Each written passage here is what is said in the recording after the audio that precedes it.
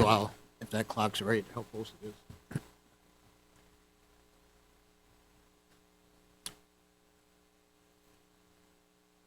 Good afternoon. My name's Tom Realm. I'm chairman of the Finance and Property Committee. We're meeting in the council chambers on Thursday, October 28th, 2021 at 4:30 p.m. And with that, I'll call the meeting to order. And item 2 is to review and discuss the 22 budget with emphasis on the public works. And with that, I think, Joel, we'll go to you maybe to start with engineering. Would that be okay? Yeah, that Okay. works. So I can run through, I guess, budget by budget, and I'll identify the page number that I'm on so that if anybody's following along, they can find the spot. And then I guess whenever there's questions, feel free to interrupt and ask as we go along.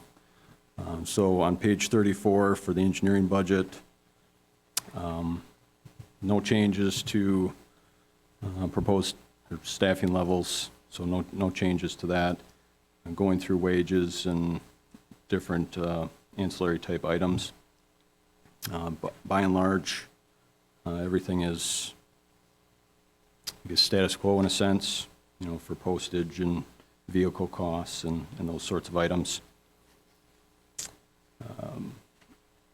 More notably on page 35, under contract payments, we've got a few different things identified there that are atypical to a normal budget. We've got some contract documents, the EJCDC documents. They publish standardized specifications. We've been looking at upgrading our standard specs for quite some time. So we've got $2,000 identified for that. We also have some retainer dollars set aside for transportation utility consultant if necessary. And then we've got five desk chairs in engineering that are, we've got broken cylinders and broken backs on the chairs and things that looking to replace 5 of those chairs. Moving into the engineering equipment replacement, we've got a field controller that has an existing issue with the card reader, and the repair is about $3,000. So we're looking to actually, I think there's just a typo here in this document. We're actually looking to replace that controller at $7,308 is what we have quoted. The unit is over 5 years old, and so at this point it's more cost effective to replace the field controller versus repair it. And then we also have a truck topper identified for unit 352, and we'd work with the street department to source that and install it. On page 36, curb and gutter maintenance. We've got a slight increase in unit costs for curb and gutter repair. In addition, our quantity is being reduced slightly next year based upon what we've currently got inspected for 2 areas in the city. One area is bounded by East Grand Avenue on the north side, Expressway on the south, and then from the river up to 8th Street. And then we also have additional area identified between Highway 54, Plover Road, up to 32nd Street in Washington. So those are the 2 areas for curb and gutter maintenance next year. For sidewalk maintenance, basically very similar dollar amounts. We are switching a little bit from actual removal replacement quantity. We're reducing that somewhat for next year and increasing the joint cutting. We can get more sidewalk joints repaired for a cheaper dollar amount.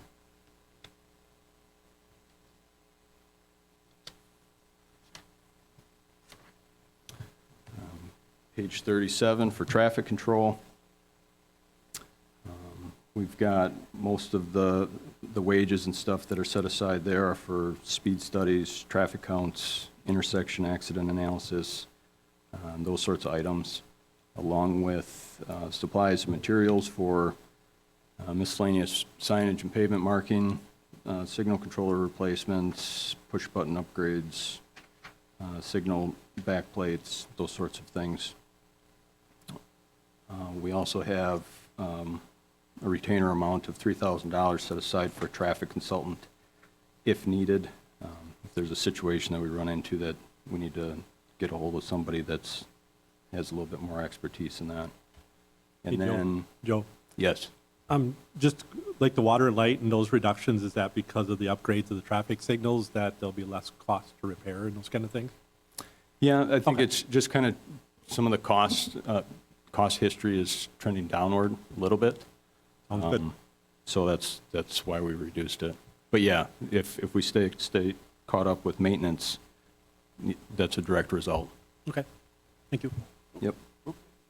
Also, that account, you know, if we, there's an accident, someone hits the traffic signal and then we have to repair them, those costs get billed, they get offset by any insurance or, you know, we bill the person, but any bad debt or ones we're unable to collect get charged against that account too.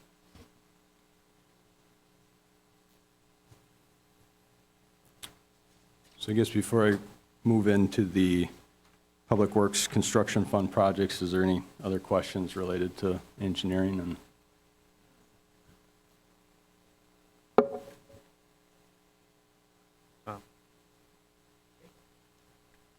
So if you go back to your general contract payments, the transportation utility consultant, that $10,000 is above and beyond the $25,000 that we just approved? Yeah.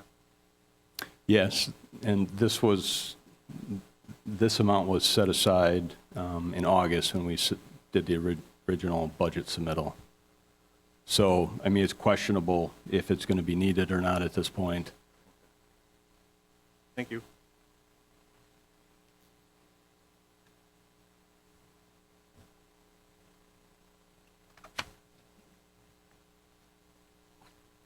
Patrick? I just have a question about the desk chairs. You said 5 chairs. Is that right? Yes, $900 a piece for these chairs? yes, they're not inexpensive chairs. We have one chair in the department that is the same brand as these chairs, and that chair is as good as the day it was bought, which was same time as all the rest of them. The other chairs are all, they're a different model, but they were a lesser cost, and they've since had issues.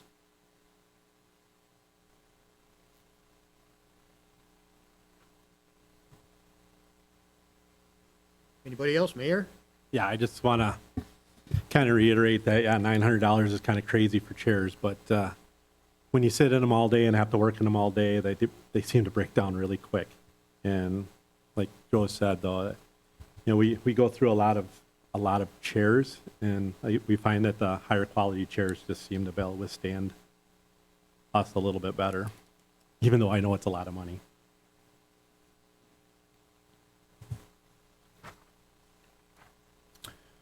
All right, page 84 is the Public Works, start of the Public Works construction projects.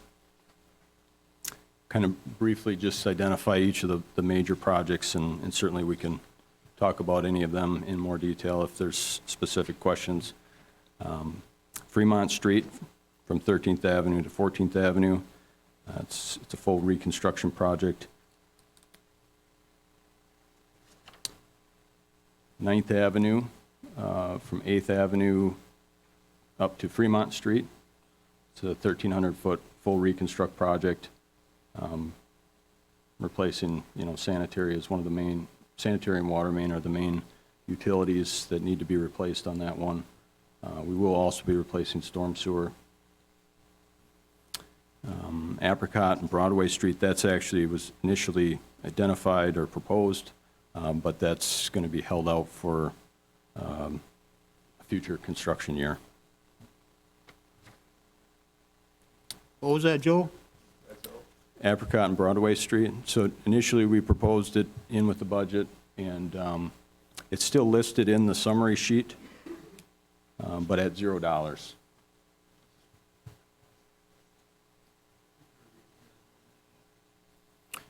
Primarily, I think the overall cap on the finances. And it's something that it's largely contracted work. And so it can move from budget year to budget year pretty easily.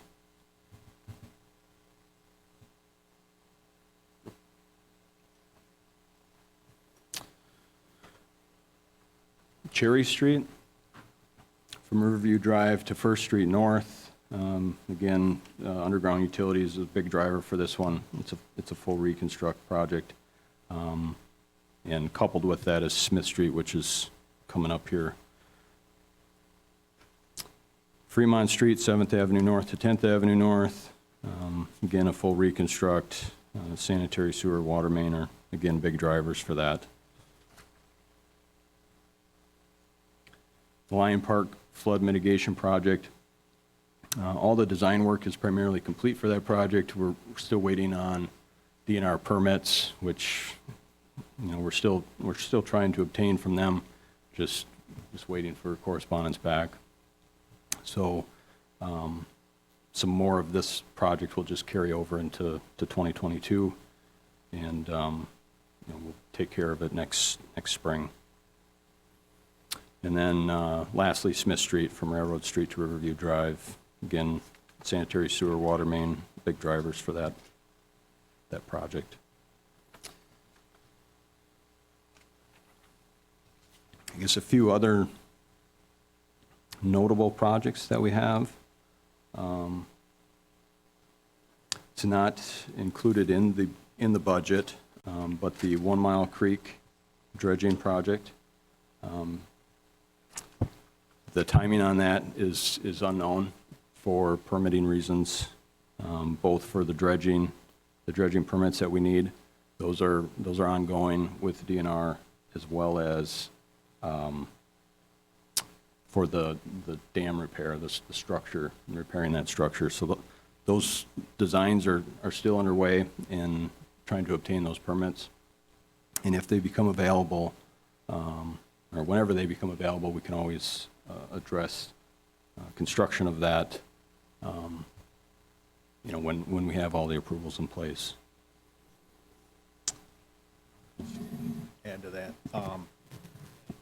Another reason why that's not included in the budget is that the repair of the storm sewer crossing 8th Street this summer really tapped into our stormwater utility funds, and it left that balance low. And so that was the other part of the reason why we'll continue to do the design and prep and get it ready to go.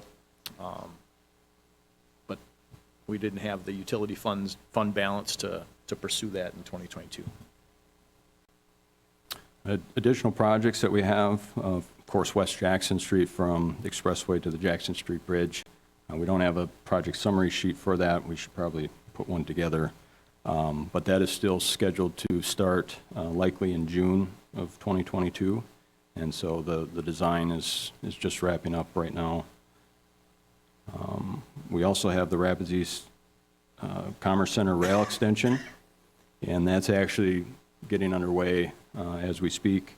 And most of that work will be complete by the end of this construction season, but there'll be some, I guess, final completion items that'll spill over into next spring. We also have a significant amount of sewer lining that we're proposing to do. We've got a certain amount budgeted in sanitary sewer construction. It's proposed at $192,000. That's the number that was initially proposed back in August. Since that time, working with Ryan at Wastewater, we haven't used any funds that we budgeted for this year yet. And what we'd like to do is make one larger project that combines both of those funds and reduce the administration. We can make one contract, and it would be one larger contract, but there's a significant amount of work there that we'd propose to do then in 2022. And then lastly, we have an ITS signal grant through the DOT for signal improvements along the Riverview Expressway at Chase Street, West Grand, and High Street. And so we just received the state municipal agreement for that project. And so we'll be soliciting for consultants to put plans together for that in the coming weeks here, and then bring those back to committee and council. So that kind of summarizes the Public Works Construction Fund. I guess, Joe, do you have? Yeah, I was just going to comment that Joe mentioned that is a grant project.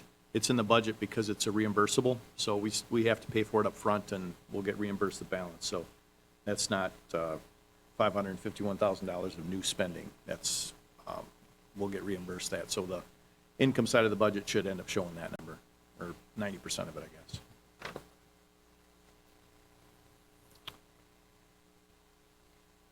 So that summarizes the Public Works Construction Fund budget from my end. I guess if there's any questions, the only thing I've got left to run through is the stormwater utility. Patrick? I just have a question on the, two questions, actually. One, a couple of these are pretty short roads, like the Cherry Street one from Riverview to First Street. Is there any reason that we're not finishing that road out to Third Street? Has that already been done from First Street to Third Street? So First Street's been rebuilt, and so Cherry Street would cross First Street. And so Cherry Street's been rebuilt. I guess we haven't identified as much of a concern east of First Street. We know of issues on what's being proposed based upon recent breaks that we've had with both the sanitary and the water main. So that's kind of how that project originated. So these little short projects are based on water main breaks, is that what you're saying? It's a combination of things, but some of them are water main breaks, yeah. I mean, we've had some sewer failures and water main breaks, and then assessing the road condition. Everything encompassed together kind of dictates which projects kind of float to the top. And on this one, Smith Street is being done also. So while Cherry Street's only a few blocks, Smith Street's quite a bit longer. So, it's not a quick mob in to do a block and then have to mobilize somewhere else. There's quite a bit of work going on over there. Okay, my other question was with you took out the Apricot Street and Broadway. This is where the water was bubbling up or coming up from the ground. Have we done any boring, or have we found out what the cause of that water coming up over there is? And if not, why are we putting this off? So we have the survey complete. We have, the plans are roughly at a 30 to 50% design level. We've put that on hold for the last few weeks now, while we wait for the geotech consultant to come in and do the borings, which they're scheduled in the next couple weeks. And so once we get that information, we'll sit down and figure out what the issue might be and how we might best be able to accommodate the groundwater issue there. And then, we'll complete the design, and it'll be ready to build whenever there's time and funds available to do it. So we don't know exactly what's causing that yet? Is that what Not you're saying? exactly, no. I mean, we suspect it's groundwater table surfacing at the base of the hill.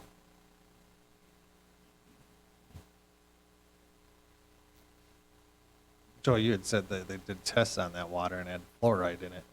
Yes, it did, which indicates to me that it's potentially coming from the water tower.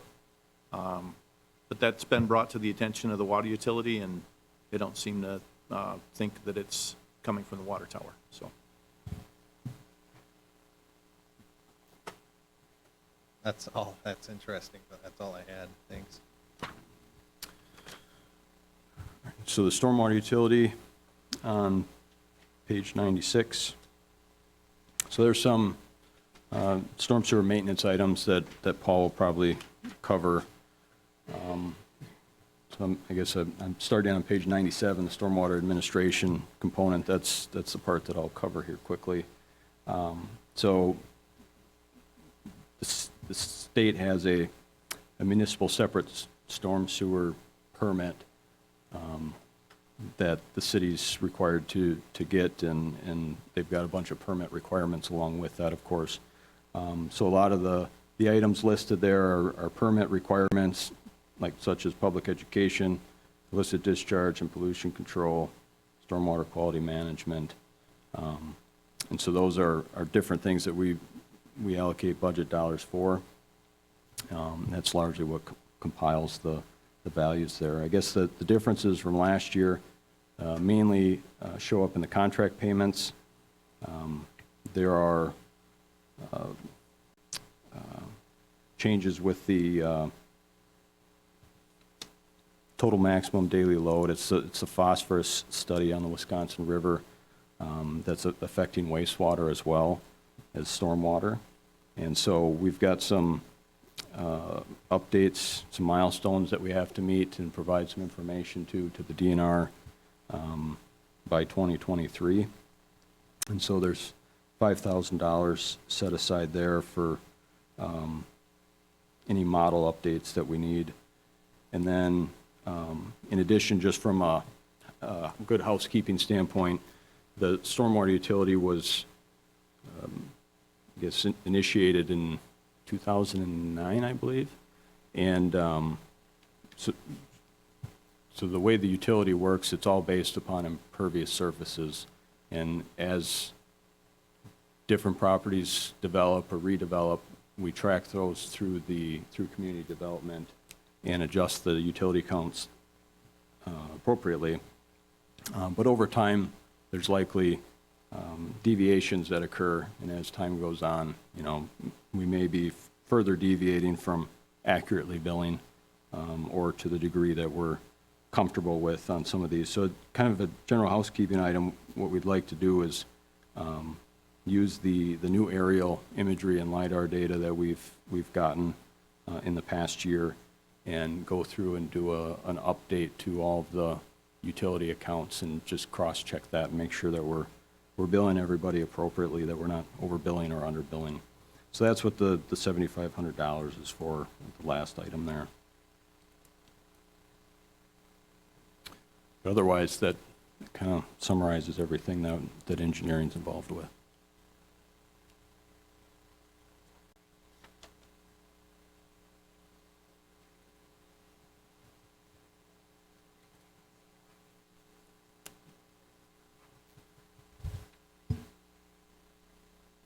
Questions?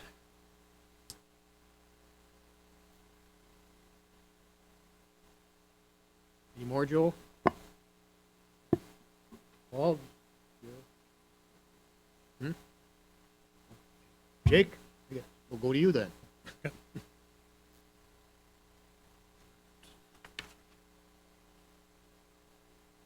All right, I'll be discussing the park and rec department budget for 2022. Looks like I'll be starting on page 64. Yeah. Perfect. All right. Like I said, on page 64, please stop if you guys have questions for me. I'll stop and answer them. Not much has changed for us on the park department. We do have some small changes on page 65, some electric, water, very minor.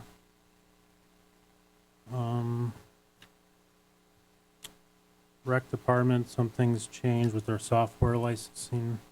Those prices obviously go up every year, so we adjust quarterly for that.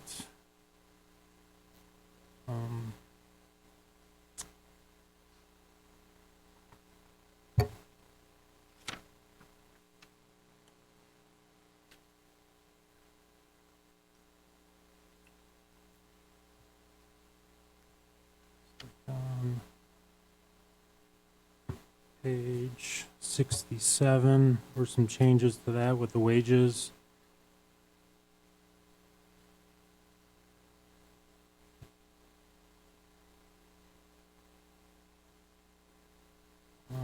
And then on the bottom of page 67, Paul and I talked about with the wildlife abatement. In recent years, we haven't put money towards that, but that goes to our goose control on the islands and on the riverbanks. So that was added for 2022.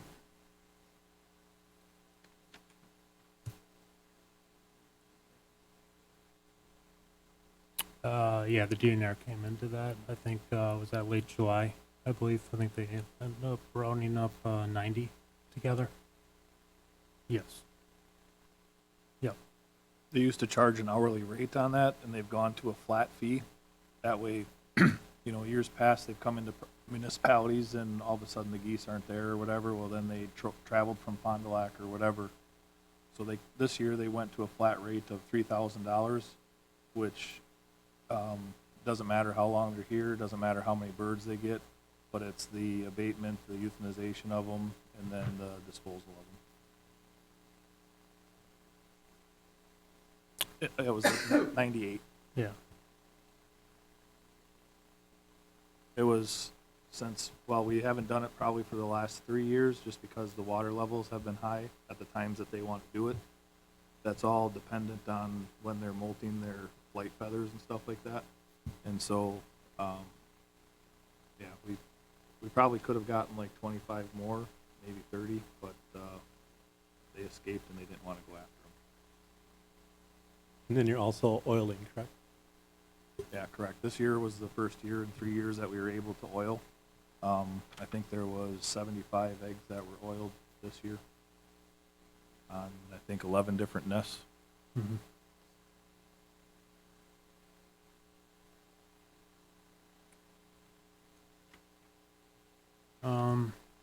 Then continue on for the park department on page 69. We did increase the animal budget.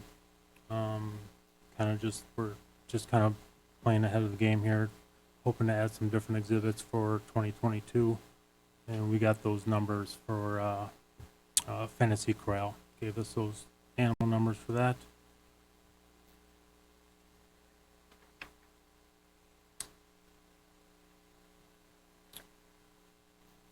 So those were the big changes, I guess, for the park department. If anyone has any questions on that.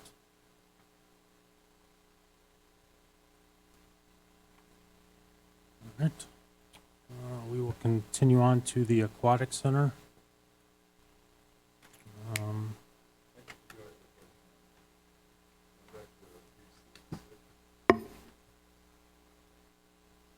Page 66.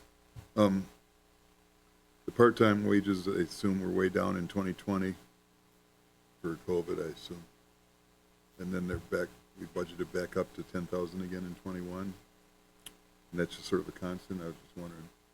Yes, that probably had something to do with it, Dean. Okay.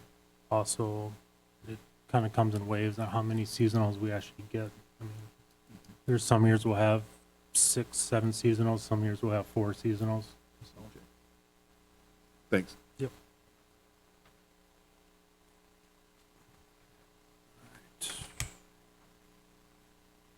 All right, you can find the aquatic center on page number 8.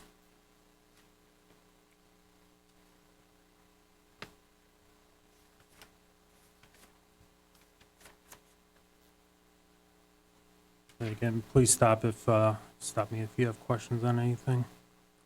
Some of the stuff that we increased was the equipment. We're now on year number 3, so we do have equipment failing, and then we're just playing, being ahead of the game on repairing stuff. Chemicals we had to adjust each year. They are going up.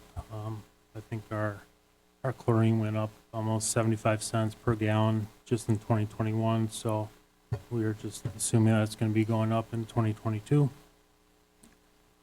As you can see, we did cut back on our electrical budget. We allocated that $24,000 just in different sections of the aquatic budget.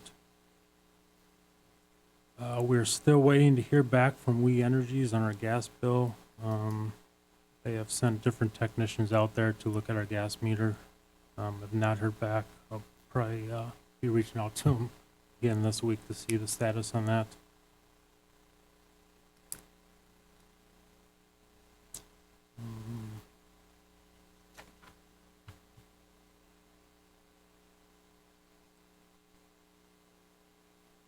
So, anyone got any questions on the aquatic center? Could you describe what the incidental labor is? Yes. Tim? I can handle that. Basically, incidental labor is our overhead rate for the employees that are in the cost system, and that's mainly engineering, street, wastewater, and the park and rec employees. And basically what it is, it's just an overhead rate that includes all their fringe benefits as well as their time off. So all their benefits and time off, we calculate a percentage, and so that wherever they charge their labor, those benefits follow, and it's a percentage. And in this budget, it's 73%.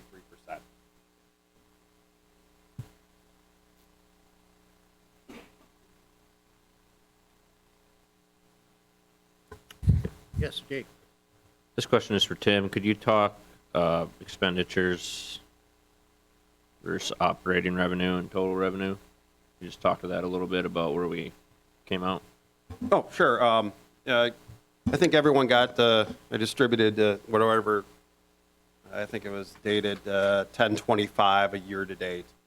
And basically we had operating revenues, and the operational revenues, those are the revenues that we take in through admissions and concessions of $279,000. We had expenditures, which would include the maintenance and operation of the pool, concessions, and any programming or instruction that we have of $341,000. So basically an operating deficit of $61,000, but we anticipated in the 2021 budget, an operating deficit, and we had $130,000 that we tax levy that was used to fund that operating deficit. Now, at the end of the year, so when you really look at total revenues to total expenditures, we have total revenues of 410 compared to expenditures of 341 at this point in time. Whatever's left over for that operating surplus, we end up in that situation, will remain. We account for this, the aquatics in a special revenue fund, so it's dedicated. So any of those surpluses will be used to cover future maintenance, replacement of equipment, or any unforeseen expenditures or operating deficits in the future.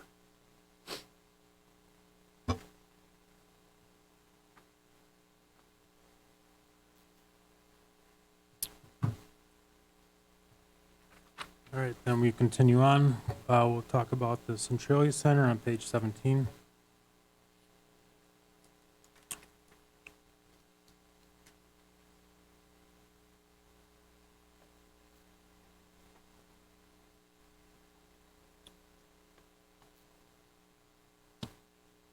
As you can see, for our building maintenance budget, it went up $25,000 from 2021 budget.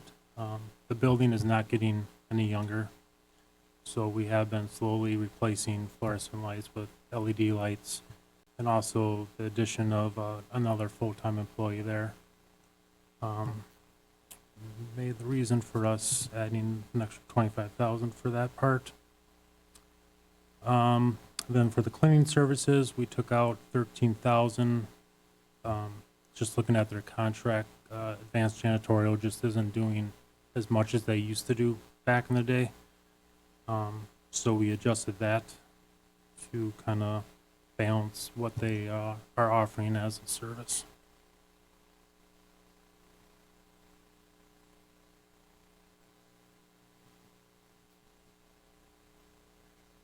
So Advanced reduced the service that they're providing, or they just haven't been doing the work?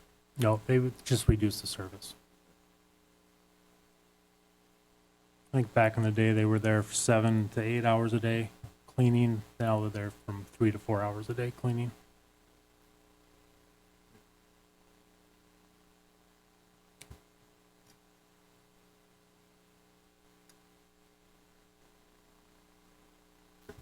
And that's sufficient? We aren't, it's not affected the cleanliness of the building at all, just having them there less? No, no. Yep. Sometimes we gotta send out a little friendly reminder, though.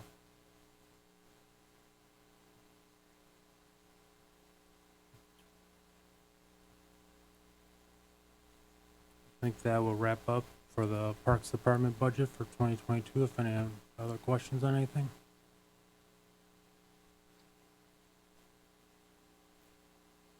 I don't see any right now. Yep. Paul? Okay, so as Joe Eichstadt had said earlier, I'm gonna start on page 96 under the stormwater utility, and then we'll just continue on to the back. And just like everybody else, if you have any questions, please stop and ask right away. The street sweeping, that piece of the budget is increased. Our landfill contract has expired in 2021. And so part of 2022 is we have to dispose of our sweepings through the landfill. In previous contracts, we simply horse traded, I guess is the best way. We would take our street sweepings to the landfill for free, up to 2,000 tons in exchange for some other things. With waste management taking over, they no longer want to operate that way. They want everything up front. And so the roughly $59,850 is simply to cover for the disposal of our sweepings. Otherwise, our sweeping operation is determined by the DNR to meet the requirements of our stormwater dumping into the Wisconsin River. Storm sewer maintenance, that has increased. In 2021, we added the third supervisor, and so we need to account for those additional wages. So we've spread it out over the different accounts. So this is one of the accounts that part of that labor has gone to. The other piece of it is we have a lot of our streets that are relatively old, and from the years of chip sealing and things like that, the manhole covers roughly have anywhere from 1.5 inches to 2 inches of chip sealing over the top of them, or cold patch, and so that we can get into the manholes to be able to maintain them. We purchased 2 years ago a device called Mr. Manhole that goes on the front of the skid steer, and you'll start seeing that in areas that we milled. And so we've identified it's a small percentage of what we need to do, but we're going to try to do up to 20 of the storm sewer manholes and then also 20 sanitary manholes. Roughly those areas will be done after we chip seal a road or after we mill a road. That way we don't have to go back to maintain those areas in the past or in the future. Under the storm sewer maintenance, we typically rebuild plus or minus 45 catch basins a year, and then we do seven complete reconstructs throughout the older parts of the city. If we don't do 7 reconstructs, we just slide that money towards the rebuilds, and then we maybe end up doing 45 to 50 of the rebuilds.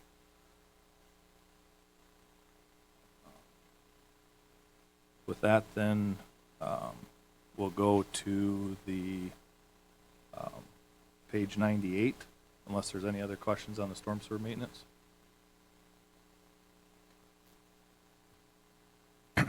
So page 98 is where our majority of our maintenance activities are under this here. Structurally wise or employee wise, there's no change in staffing levels or anything like that. You know, you'll see a slight increase in wages and vehicles. That's just to, the wages just simply identify the pay increases that we got from in 2021. Street department training, highlights for that. We have for sure 2 staff that are going to be retiring, possibly 3 staff that are going to be retiring. Those individuals have equipment operator and or truck driver positions, and so someone from the labor pool will go into those positions. So we've identified those because we're going to have to backfill and do some training.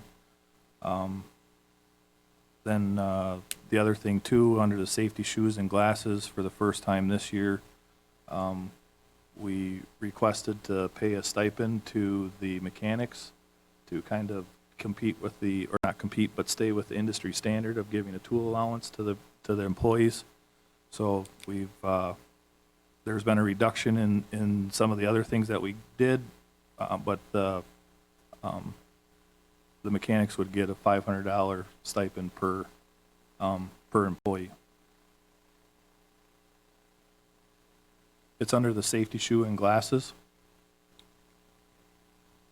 So the whole item itself is a $1,800 increase, but it's $2,500. But I reduced it before, so some other items that were in that were reduced to reflect that $1,700 difference.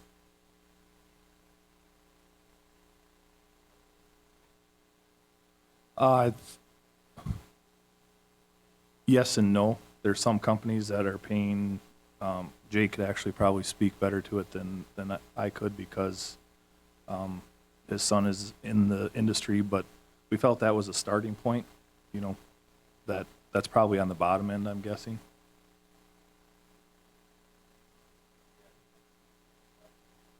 That doesn't seem like it buys a lot of tools. No. I mean, has there been an ask for? There's probably been a slight nudge for probably 3 or 4 years, you know, and it was just kind of like, okay, you know, but it just hasn't been able to be there. And so I finally felt enough is enough, and we'll try to move in a direction at least. These guys have, obviously, they're using their own tools. The mechanics do. They're not, that we do have, like the specialty tools and things like that. So it's, you know, it costs money to, now a lot of the things are going to star bits and things like that instead of just standard bolt heads and things like that. So there's a need to upgrade. Yeah. I'm glad we're moving in the right direction with $500. I mean, in the future, if we need to move further in that direction to keep up with industry standards, I think we do it. I mean, we do want our mechanics equipped well. I'll make a note for that, Jake.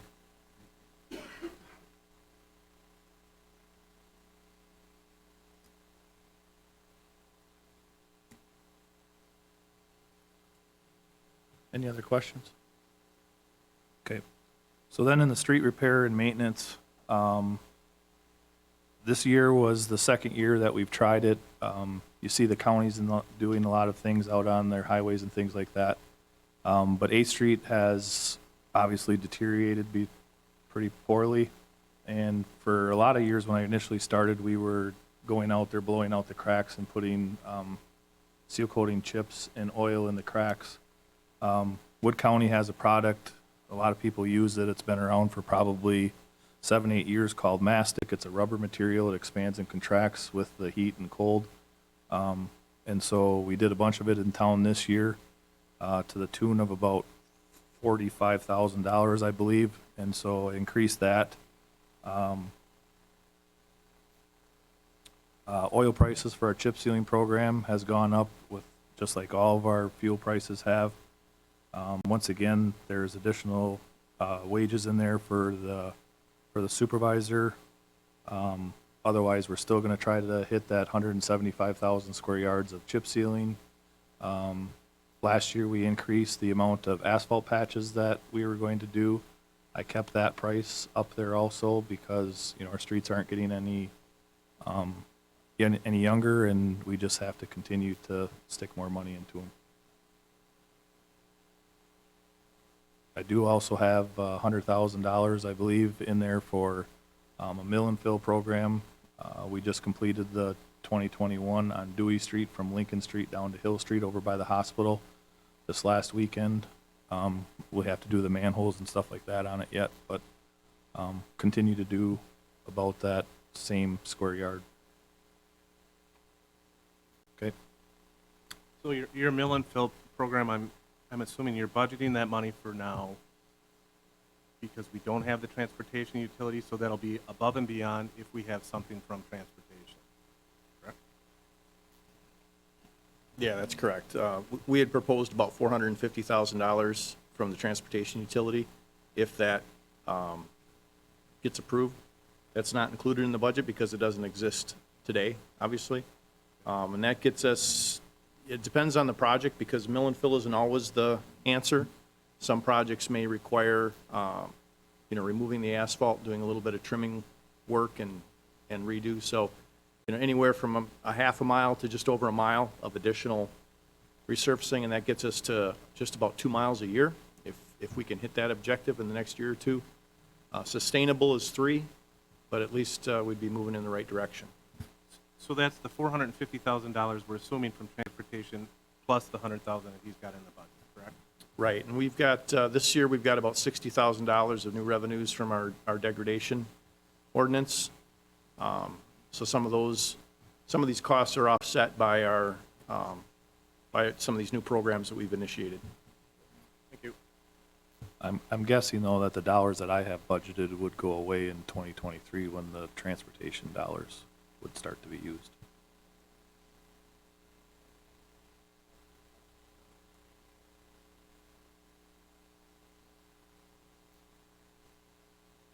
Any other questions on street repair and maintenance? Okay, next item is snow and ice control. You'll see that there's a flip-flop there in wages. The standard wages and the overtime pretty much match each other. That was just a calculation error on my part in previous years or whatever. That's just a guesstimate as to when snow's gonna happen. And the biggest thing there is that we have a full salt shed for this year. So the order for the year from the state is down slightly from years past, but there is a price increase of $3 a ton for this year compared to last year's prices.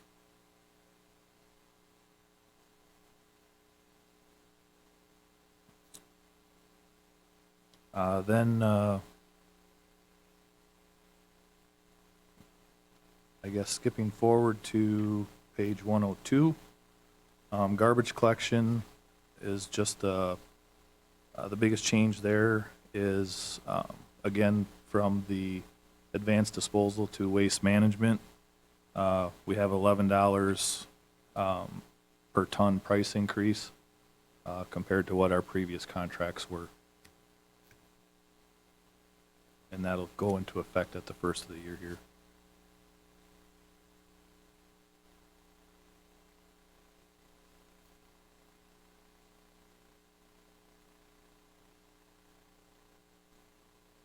And that's really all that I have.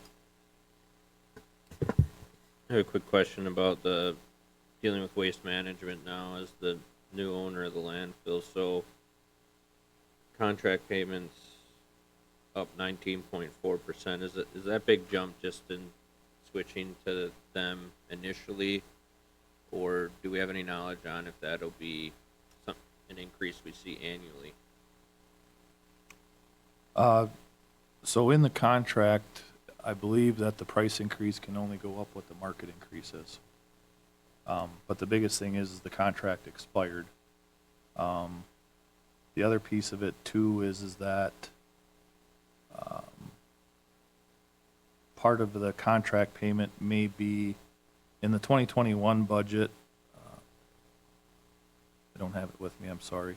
I believe that we were estimating around 4,800 tons of garbage, and in 2021, I think we're going to be close to 5,100 tons again. So the budgeted versus what is actually, so in the 2022 budget, part of it is simply that there's 200 tons additionally of garbage budgeted compared to what was budgeted last year. But the majority of it is the price difference. So is that a year-to-year contract, I guess? No, it's a 5-year contract. 5 years, so Yep. we wouldn't expect that number to change per ton for the next 5 years. It would be, cost of, or CPI price Right, increase. okay, thank you.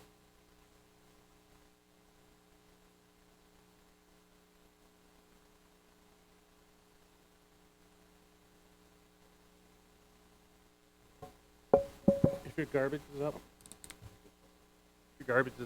what about recycling? Do you have anything on that? So our recycling costs, actually, we don't have a contract on that. That's what I'm working on right now, is to get, it's never been a contracted item. So the price to get rid of our recycling is $47.50 a ton. More along the line of the weights, our garbage collection is up, are our weights down for recycling?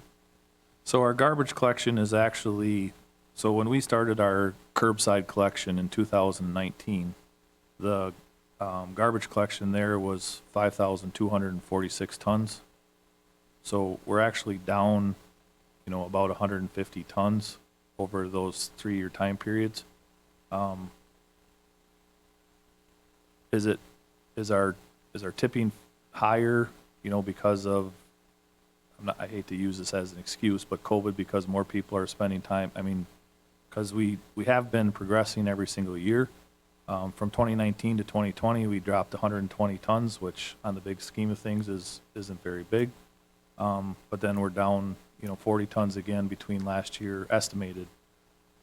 Over the I don't have obviously the last 2 months of the year, but I'm figuring that we're going to come in close to 5,100 tons.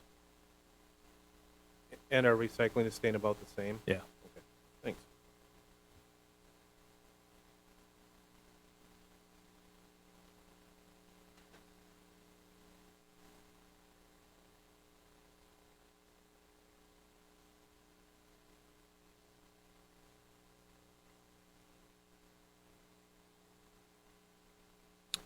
Is that it? That's all we got.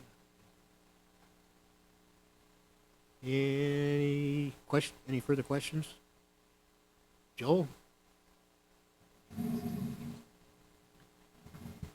So the wastewater budget was reviewed by the Wastewater Commission, and that's not part of the regular budget, but if you want me to go through that, I certainly can.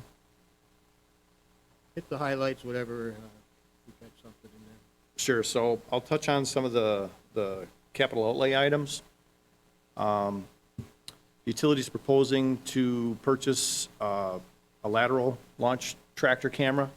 One of the challenges we have with our camera system is a lot of times we can't see into some of the service laterals to determine whether or not they're broken, if there's water coming in,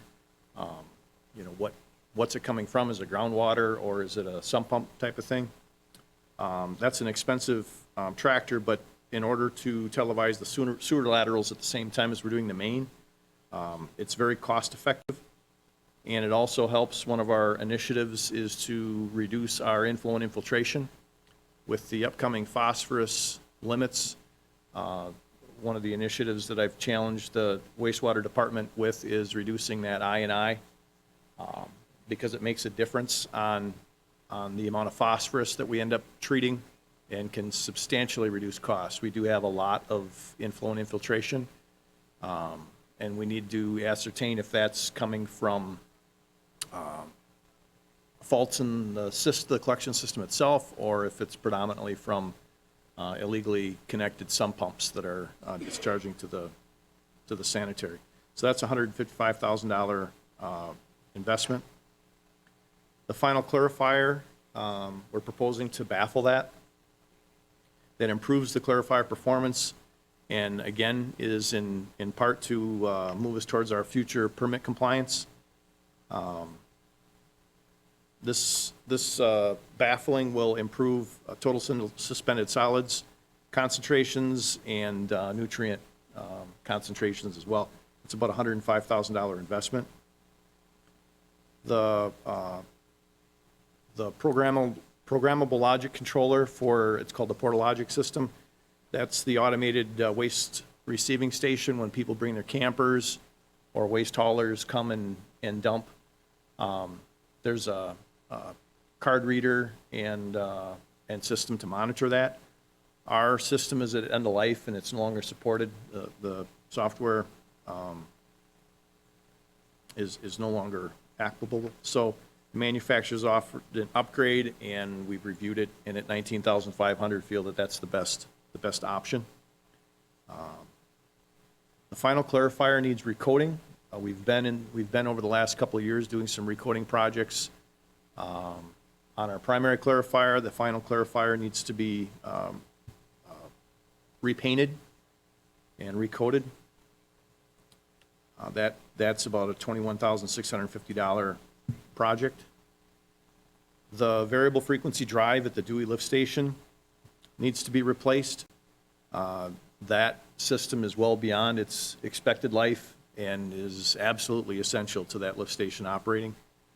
So it's imperative. That's a $16,000 investment.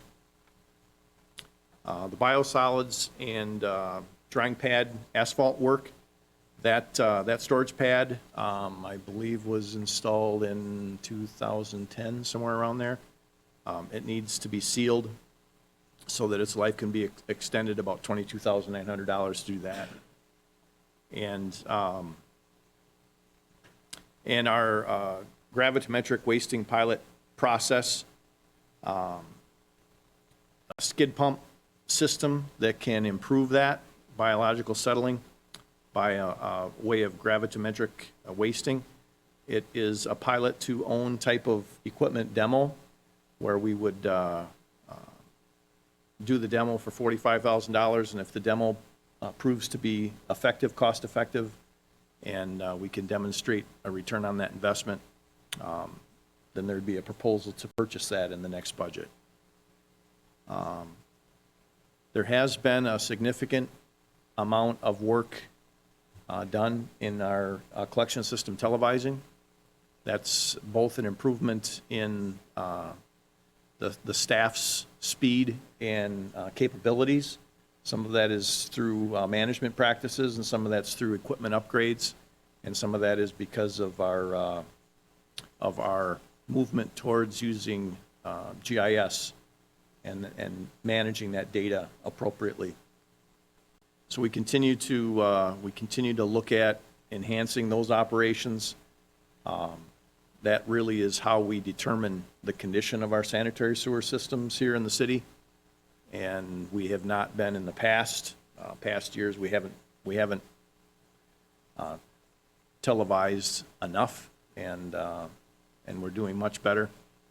Some of our projects that we've proposed and have recently had approved through the Public Works Committee, Oak Street's a good example, that we discovered some issues. That project has been fast-tracked because the issues are significant, and in order to prevent service outages and potential damage, that project got fast-tracked.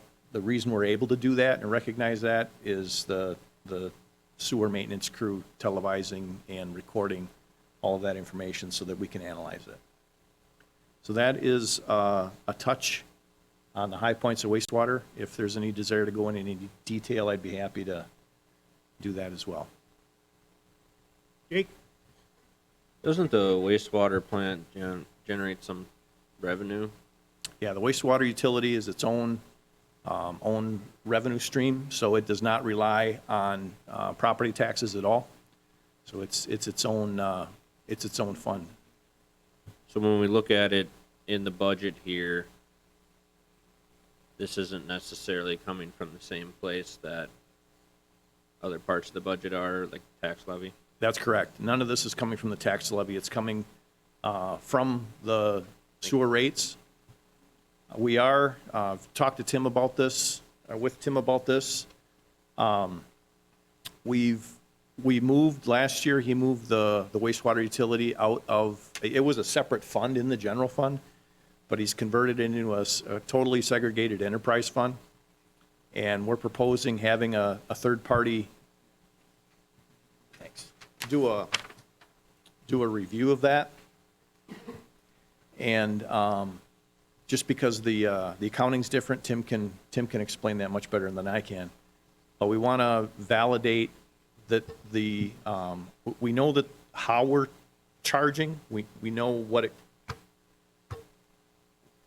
our method of rates is good, but what we need to set the rate at, there's a little bit of question there. And this document that Tim just passed out suggests that we're running a little bit short. You can see from our actuals for what we budgeted for 2021, to 2022, some of those revenues have gone down just because some of these facilities are improving their process and they're generating less waste. And at the same time, we've got discharge limits and new DNR treatment limits that we need to,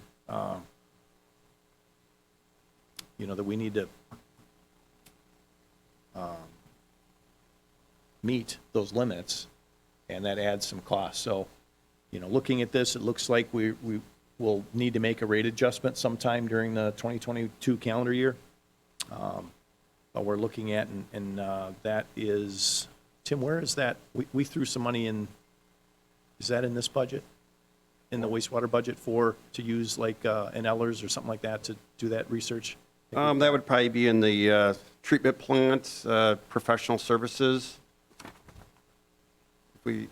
Yes. If Ryan put that in there.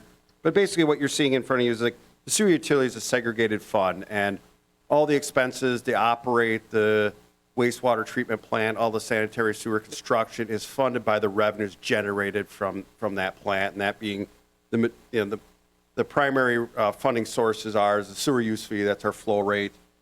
We have industrial service contracts with 3 different industrial partners that, go to fund that. We also have 2 municipal partners, that we bill and go to fund that. And then obviously we have some other revenues such as like septic haulers that bring their waste to us and that we process. So, but this, the general tax levy or the general fund does not support or subsidize the wastewater operation.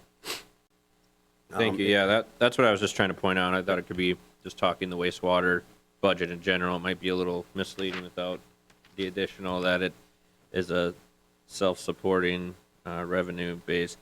And I would just want to draw attention to revenues in the city in general, as I think we really need to protect these and look at the contracts across the city, as I mentioned on Tuesday, and just make sure that we are at the going rate and we don't fall behind on these so that we're trying to make up for it later. And I'm not going to ask where we're at with all those. I'm going to assume we're where we should be, but just to, as you said, have someone come in and look at it and make sure that we are, I think will be good to make sure that this revenue is where it should be and we don't lose out on anything that we could be bringing in.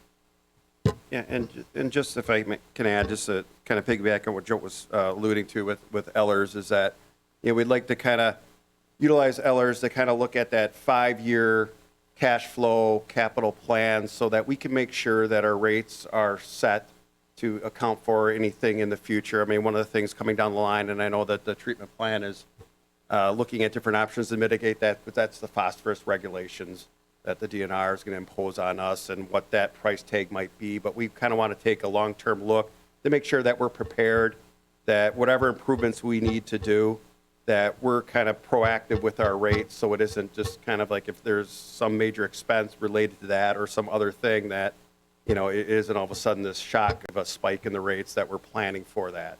And then obviously developing that model then that the city can take and maintain and going forward. Thank you, and I'm glad that we are doing that because I don't want to get into the area again where most of these residential rates or flow rate that comes from them is subsidizing potential industrial or other private contracts with the utility. But it sounds like we're on the right place for that. I just wanted to point that out.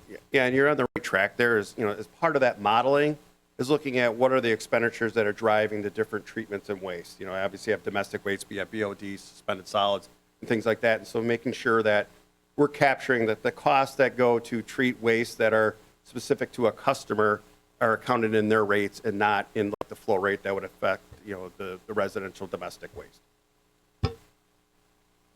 Thank you. Patrick? These rates that you guys are overseeing and thinking about upping, is that overseen by the PSC at all? No, the wastewater utility is governed by the city council. The wastewater commission will make a recommendation, and then the city council has the ultimate review and oversight. So any rate adjustments are at the discretion of the common council.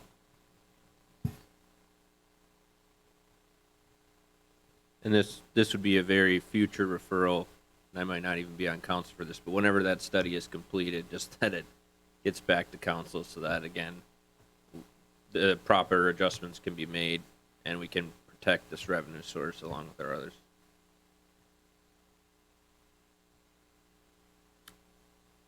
Anybody else with anything?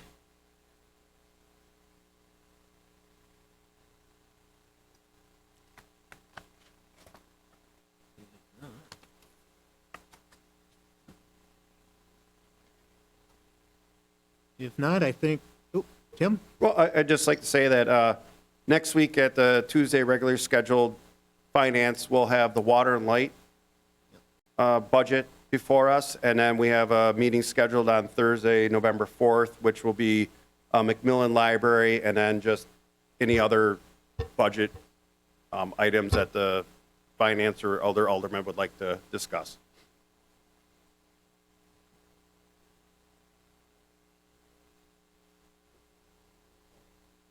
Sorry.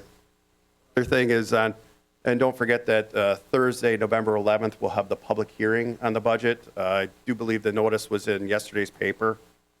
So, and just, I always like to kind of clarify, what's published is just the estimate at that time. Obviously, the budget can change between, the publication of the budget and obviously the adoption, which will be at the regularly scheduled council meeting on the 16th. Thank you. 16.